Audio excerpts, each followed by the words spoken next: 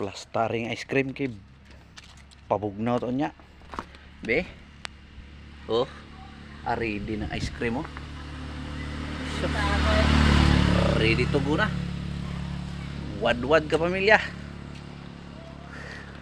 Itong hideout diha para sa ice cream. Di man andaan ba kay para makapabugnaw to nya inig. Saktong oras pang snack ba.